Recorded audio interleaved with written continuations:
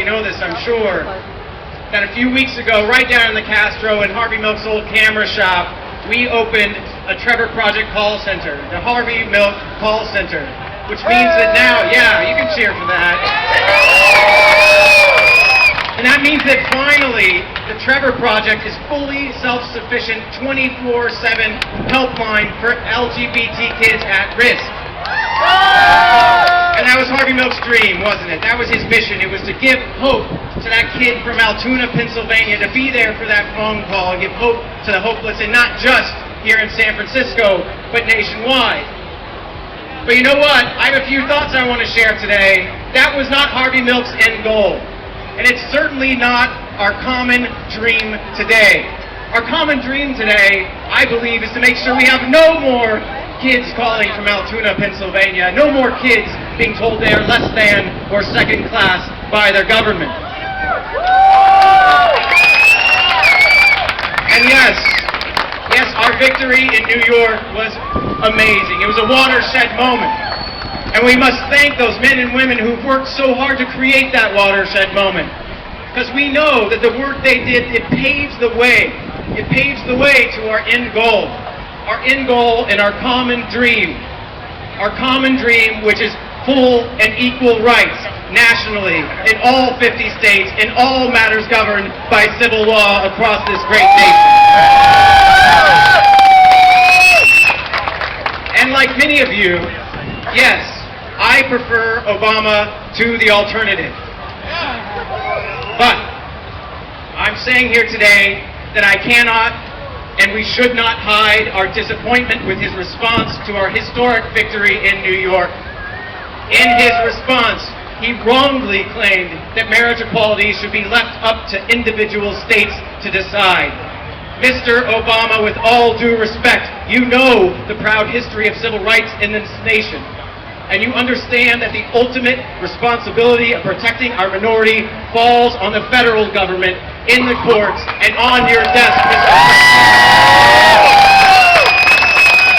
Mr. President, I'm calling out for you today to please for one moment consider those kids out there tonight in Arkansas, in Mississippi, in my home state of Texas.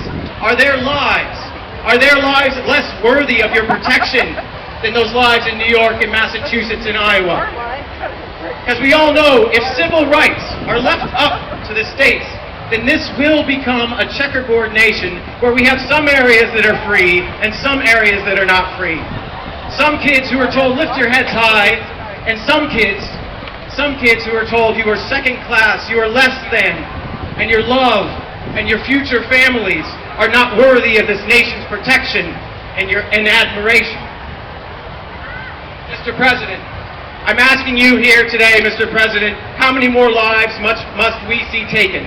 How many more bullies must be emboldened before you complete what you've called your evolution? Before you complete this evolution towards equality and protect all of your citizens, yes, young and old, black and brown and white, but also gay and straight. No more, Mr. President. You must speak for all of us, and you must speak for all of us now.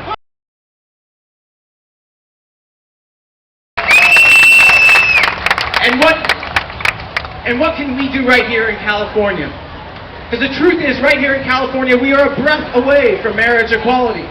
We won the case in federal court against Proposition 8. Federal Judge Vaughn Walker said unequivocally that Proposition 8 was unconstitutional, and that the 14th Amendment applies to everyone in this country, every single one of you here today, gay or straight. So what's the holdup? What's the wait? And I'll tell you what it is.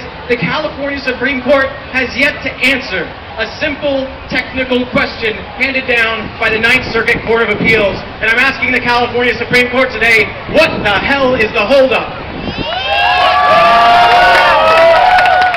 So please enjoy Pride today. Enjoy Pride, but I'm asking you to follow in the great tradition of San Francisco and demand that the President take responsibility for all of his citizens now.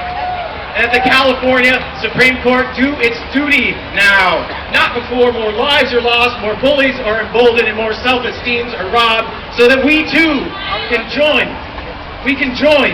with New York in this country's greatest tradition. the tradition of spreading equality and freedom to all, and that once and for all, we can put an end to those calls from Altoona, Pennsylvania.